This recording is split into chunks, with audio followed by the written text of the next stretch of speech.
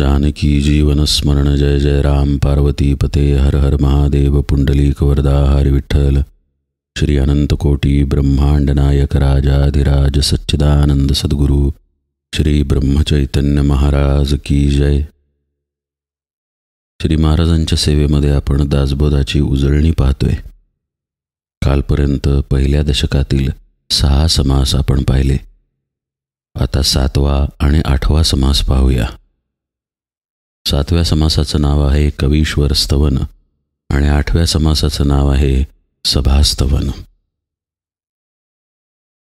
गणेश स्तवन, शारदा स्तवन या क्रमानं जात जात कालपर्यंत म्हणजे 6व्या समासापर्यंत आपण पाहिलं की समर्थांनी कशा पद्धतीनं श्रोतेजन स्तवन केलेलं आहे। त्यानंतर समर्थ कवींना स्तवन करतात। काव्य ही एक प्रतिभा आहे। ज्या प्रतिभेतून हा दासबोध आपल्यापुढे प्रगट झालेला आहे ती सुद्धा अशाच पद्धतीची एक अलौकिक प्रतिभा आहे। तत्वज्ञान सहज आणि सुलभ पद्धतीनं आपल्यासमोर मांडलं जातं या प्रतिभेमुळेच।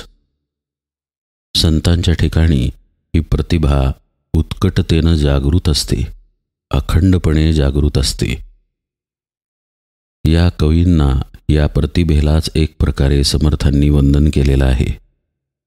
अनुभव आत मुरला की तो प्रतिभेच्या साह्यानं बाहेर काव्यरूपानं प्रगट होतो आणि असा प्रगट झालेला अनुभव इतरांनाही त्या मार्गावरती सहजपणे आणतो। काव्य प्रतिभेमध्ये अत्यंत शक्ती आहे। या प्रतिभेला आणि ती प्रतिभा ज्यांच्या मार्फत प्रगट होते अशा कवींना समर्थ वंदन करतायत।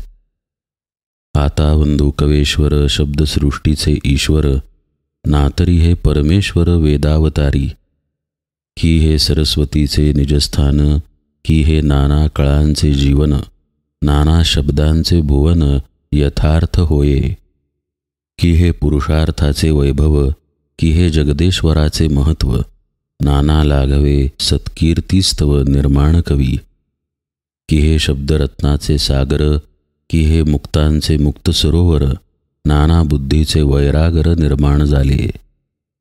अध्यात्मग्रंथांची खाणी, की हे बोलिके चिंतामणी, नाना कामधेनूची दुभणी वोळली श्रोतियासी, की हे कल्पनेचे कल्पतरू, की हे मोक्षाचे मुख्य पडीभरू, नाना सायोज्यतेचे विस्तारू विस्तारले।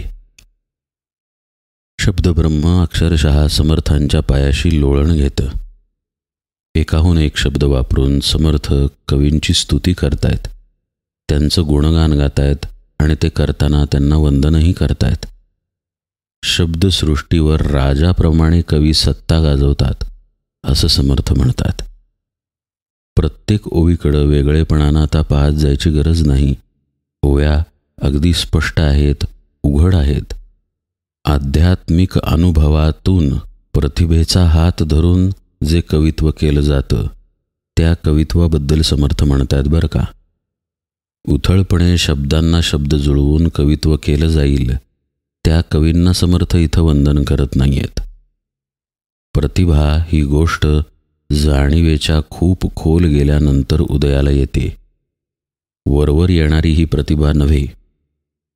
तुकाराम महाराज ज्या प्रतिभेतून अभंग रचतात त्या प्रतिभेला समर्थांनी वंदन केलेलं आहे।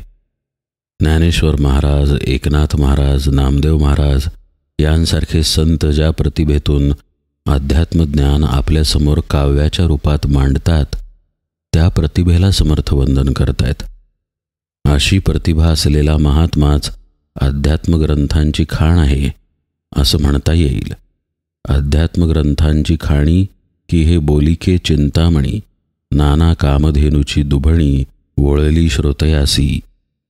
पुढचंही वर्णन पहा ना, की हा परलोकीचा निजस्वार्थू, की हा योगियांचा गुप्त पंथू, नाना ज्ञानियांचा परमार्थू रूपासी आला, की हे निरंजनाची खूण, की हे निर्गुणाची ओळखण, माया विलक्षणाचे लक्षण ते हे कवी। निर्गुण परब्रह्मासारखं शब्दात मांडायला कठीण दुसरं काहीही नाही, पण अशा महात्म्याची प्रतिभा इतकी अलौकिक असते की त्या प्रतिभेतून त्या निर्गुण परमात्म्याबद्दल पण भाष्य एकदम सहजतेनं केलं जातं, की हा श्रुतीचा भावगर्भ, की हा परमेश्वराचा अलभ्य लाभ, ना तरी होय सुलभ निजबोध कविरूपे.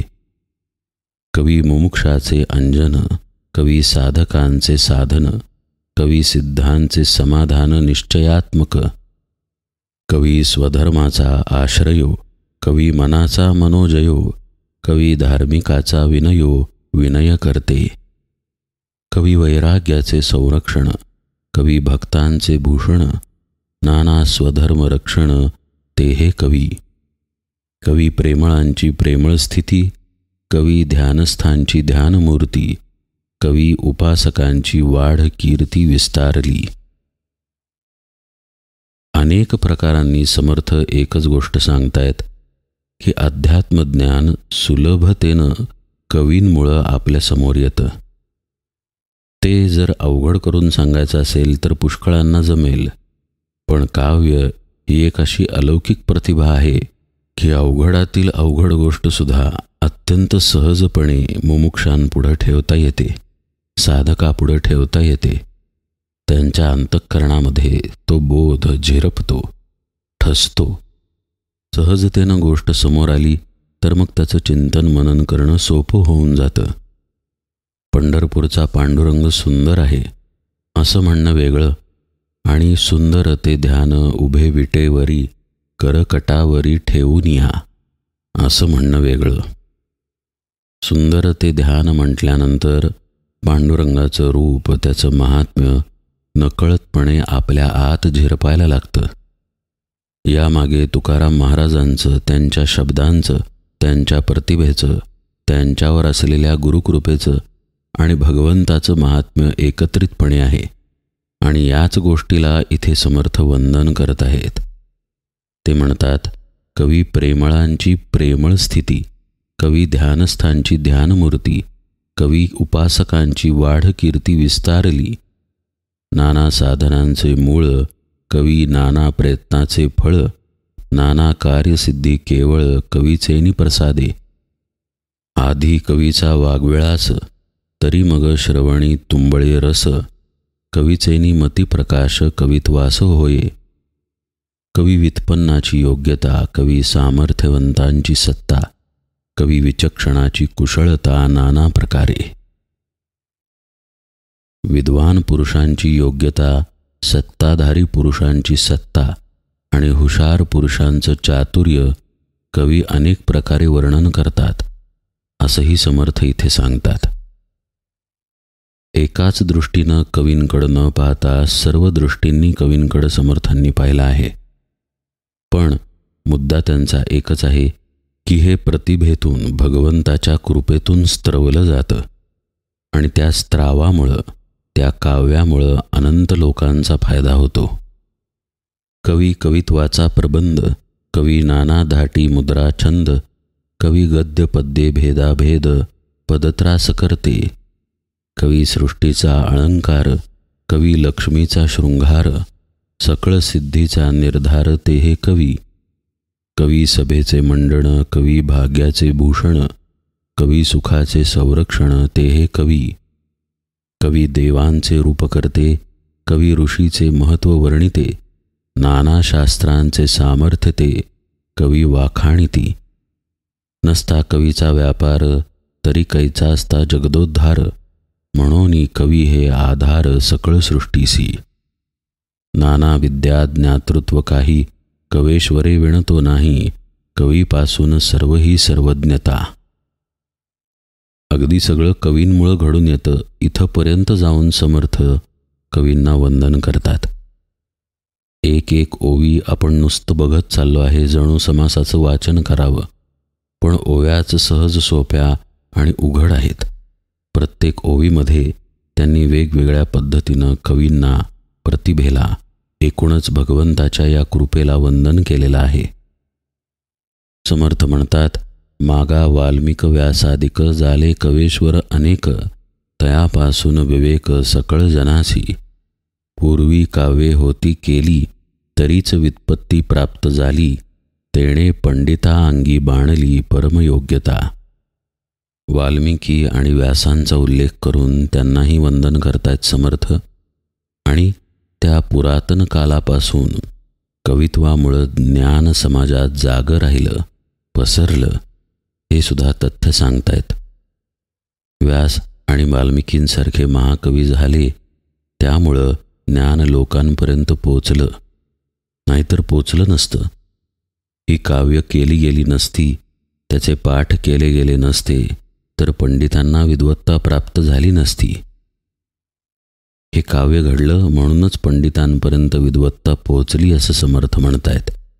त्या विद्वत्तेमुळं त्यांना जगात मोठी योग्यता मिळाली. समर्थ म्हणतात, ऐसे पूर्वी थोर थोर झाले कवेश्वर अपार, आता आहेत पुढे होणार नमन त्यासी. पूर्वी मोठे मोठे कवी होऊन गेले, आताही आहेत आणि पुढेही होतील. समर्थ त्या सगळ्यांना नमस्कार करतायत. नाना चातुर्याच्या मूर्ती की हे साक्षात बृहस्पती, वेद श्रुती बोलो म्हणती ज्यांच्या मुखे. परोपकारा कारणे नाना निश्चय अनुवादणे, सेखी बोलिले पूर्णपणे संशयातीत. कवी हे चातुर्याच्या मूर्ती असतात, प्रत्यक्ष बृहस्पती असतात. वेदश्रुतींना सुद्धा असं वाटतं की त्यांच्या मुखानं आपण बाहेर शब्दरूपानं प्रगट व्हावं. एवढं म्हणून समर्थ पुढं म्हणतात की केवळ परोपकारासाठी अनेक प्रकारचे सिद्धांत कवी आपल्या प्रतिभेतून पुढे मांडतात. की हे अमृताचे मेघ वोळले, की हे नवरसाचे ओघ लोटले, नाना सुखाचे उचंबळले सरोवर हे. किती सुंदर शब्द समर्थ वापरतात पहा. की हे विवेकनिधीची भांडारे, प्रगट झाली मनुष्याकारे, नाना वस्तूचे निविचारे कोंदाटले हे. की हे आदिशक्तीचे ठेवणे, नाना पदार्थास आणि उणे, लाधले पूर्वसंचिताच्या गुणे विश्वजनासी. की हे सुखाची तारुवे लोटली, अक्षयी आनंदे उतटली, विश्वजनास उपेगा आली नाना प्रयोगा कारणे. की हे निरंजनाची संपत्ती, की हे विराटाची योगस्थिती, नातरी भक्तीची फळश्रुती फळासा आली. की हा ईश्वराचा पवाड, पाहता गगनाहून वाढ, ब्रह्मांड रचनेहून जाड, कवी प्रबंध रचना. आता असो हा विचार, जगास आधार कवेश्वर, तयासी माझा नमस्कार साष्टांग भावे. श्रोतेजन स्तवन केल्यानंतर समर्थांनी कवेश्वर स्तवन केलं, कारण श्रोते तेच श्रवण करतात जे कवींनी समोर मांडलेलं आहे. आत्ताही दासबोध आपण श्रवण करतोय, पण समर्थांनी सांगितला म्हणून. अशाच पद्धतीनं अनेक संतांना, ऋषींना समर्थांनी वंदन केलेलं आहे की त्यांच्यामुळं हे ब्रह्मज्ञान आजवर आपल्यापर्यंत पोहोचत आलेलं आहे. आणि असं कवींना वंदन करून मग समर्थ सभेलाही वंदन करतात. म्हणजे हे ब्रह्मज्ञान मांडलं जाणं, हे ब्रह्मज्ञान प्रतिपादन केलं जाणं आणि श्रवण केलं जाणं, हे सगळं काही जिथे घडतं अशी जी सभा, तिलाही वंदन. आणि या सभेला वंदन करताना समर्थ, नाहम वसामी वैकुंठे योगिनाम हृदये रवौ, मद्भक्ता यत्र गायन्ति तत्र तिष्ठामी नारद, या पद्मपुराणातील श्लोकाचा उल्लेख करतात. यामध्ये नारद महर्षींना भगवंत स्पष्टपणे सांगतायत की वैकुंठ योग्यांचं हृदय किंवा सूर्यबिंब या ठिकाणी मी राहत नाही. माझे भक्त जिथं माझं गायन करतात तिथे मी उभा असतो. माझे भक्त गाती जेथे, उभा नारद आम्ही तेथे. समर्थ म्हणतात, नाही वैकुंठीचा ठाई, नाही योगियांचा हृदयी, माझे भक्त गाती ठाई ठाई, तेथे मी तिष्ठतू नारदा. या कारणे सभाश्रेष्ठ, भक्त गाती ते वैकुंठ, नाम घोषे घडघडाट, जय जयकारे गर्जती. अनेक प्रकारचे शब्द, अनेक प्रकारच्या उपमा वापरून समर्थांनी सभेचं कौतुक केलेलं आहे, सभेचं महात्म्य सांगितलेलं आहे सभेचं वर्णन केलेलं आहे आणि त्या सभेला वंदन केलेलं आहे. उदाहरणादाखल आपण काही ओव्या पाहूया. समर्थ म्हणतात, प्रेमळ भक्तांची गायने, भगवत कथा हरिकीर्तने, वेद व्याख्यान पुराण श्रवणे, जेथे निरंतर परमेश्वराचे गुणानुवाद, नाना निरूपणाचे संवाद, अध्यात्मविद्या भेदाभेद मथन जेथे, नाना समाधानाचे तृप्ती, नाना आशंका निवृत्ती, चित्ती बसे ध्यानमूर्ती वाग्वेळासे. इथेही पहा, अध्यात्माला मध्यवर्ती ठेवूनच समर्थ सांगत आहेत. अध्यात्माबद्दलचीच सभा आणि त्याच सभेला वंदन समर्थांनी केलेलं आहे, अन्य कोणत्याही सभेला नाही. सुरुवातीलाच त्यांनी पद्मपुराणातील तो श्लोक वापरला, कारण भगवंताचं जिथं गायन आहे, कौतुक आहे, वर्णन आहे, तिथे भगवंत आहे आणि त्या सभेला हे वंदन आहे. मग अर्थातच जिथं पुराण सांगितलं जातं, हरिकीर्तन घडतं किंवा भक्तांचं गायन घडतं, भगवंताचे गुणानुवाद सांगितले जातात, त्याबद्दलचं निरूपण केलं जातं, शंका समाधान केलं जातं, भक्तीला साधनेला साधकांना प्रवृत्त केलं जातं, अशी ही सभा आहे. भक्तही कसे? समर्थ म्हणतायत, भक्त प्रेमळ भाविक, सभ्य सखोल सात्विक, रम्य रसाळ गायक निष्ठावंत, कर्मशीळ आचारशीळ, दानशीळ धर्मशीळ, शुचिस्मंत पुण्यशीळ, अंतरशुद्ध कृपाळू, योगी वीतरागी उदास, नेमक निग्रह तापस, विरक्त निस्पृह बहुवस, आरण्यवासी, दंडधारी जटाधारी, नाथपंथी मुद्राधारी, एक बाळ ब्रह्मचारी योगेश्वर, पुरश्चरणी आणि तपस्वी, तीर्थवासी आणि मनस्वी, महायोगी आणि जनस्वी जनासारखे. एक एक शब्दावरती निरूपण होईल बरं का, इतके अर्थ या शब्दांमध्ये दडलेले आहेत. पण प्रत्येक प्रकारचे श्रोते सभेमध्ये उपस्थित आहेत, असतात किंवा असावेत, अशा सर्व पद्धतींनी समर्थांनी ही यादी दिलेली आहे. एक एक शब्द पहा ना. शुचिष्मंत पुण्यशीळ किंवा दानशीळ धर्मशीळ आचारशीळ असलेला भक्त, प्रेमळ असलेला भाविक असलेला सभ्य असलेला भक्त, गायक असलेला आणि तेही रम्य रसाळ गायक असलेला निष्ठावंत भक्त, दंडधारी जटाधारी असे अनेक प्रकारचे भक्त. ही यादी समर्थ सुरूच ठेवतात. सिद्ध साधू आणि साधक, मंत्रयंत्र शोधक, एकनिष्ठ उपासक गुणग्राही, संत सज्जन विद्वज्जन, वेदज्ञ शास्त्रज्ञ महाजन, प्रबुद्ध सर्वज्ञ समाधान विमळ करते, योगी व्युत्पन्न ऋषेश्वर, धूर्त तार्किक कवेश्वर, मनोजयाचे मुनेश्वर आणि दिग्वल्की, ब्रह्मज्ञानी आत्मज्ञानी तत्वज्ञानी पिंडज्ञानी, योगाभ्यासी योगज्ञानी उदासीन, पंडित आणि पुराणिक, विद्वांस आणि वैदिक, भट आणि पाठक यजुर्वेदी, महाभले महाश्रोत्री याज्ञिक आणि अग्निहोत्री, वैद्य आणि पंचाक्षरी परोपकार करते, भूत भविष्य वर्तमान जयास त्रिकाळाचे ज्ञान, बहुश्रुत निराभिमान निरापेक्षी, शांती क्षमा दयाशीळ, पवित्र आणि सत्वशीळ, अंतशुद्ध ज्ञानशीळ, ईश्वरी पुरुष. ऐसे जे का सभानायक, जेथे नित्यानित्य विवेक, त्यांचा महिमा अलौकिक काय म्हणून वर्णावा. अनेक तऱ्हेंचे श्रोते आहेत सभेमध्ये, पण सभेत मुख्यतः काय सुरू आहे? नित्यानित्य विवेक चालू आहे, भगवंताचं गुणवर्णन सुरू आहे. समर्थ म्हणतायत, अशा सभेचा महिमा अलौकिक आहे. जेथे श्रवणाचा उपाये आणि परमार्थ समुदाये, तेथे जनासी तरुणोपाये सहजची होये. अर्थ उघड आहे.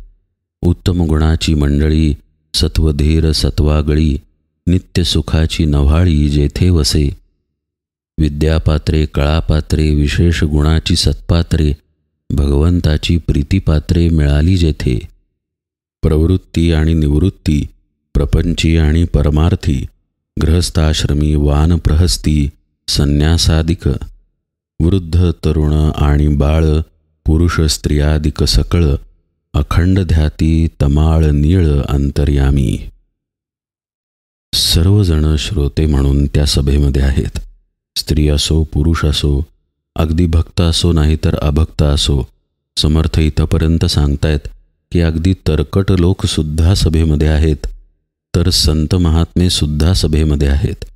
पण अखंड ध्याती तमाळ नीळ अंतर्यामी अशी त्यांची स्थिती आहे. भगवंताबद्दलचंच विवरण सुरू आहे. सर्वजण कोणत्या न कोणत्या प्रकारे भगवंताला समजून घेण्याचा प्रयत्न करतायत किंवा त्याच्या स्मरणात, त्याच्या चिंतनात राहण्याचा प्रयत्न करतायत.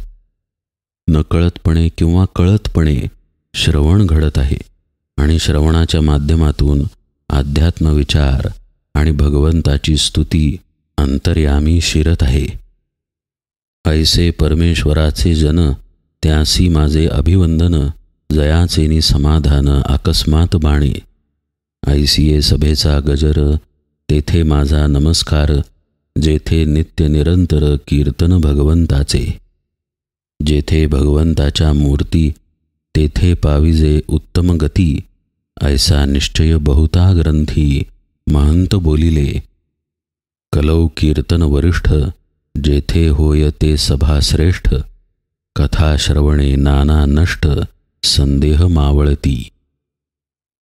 एवढं सांगून समर्थ सभास्तवन समाप्त करतात.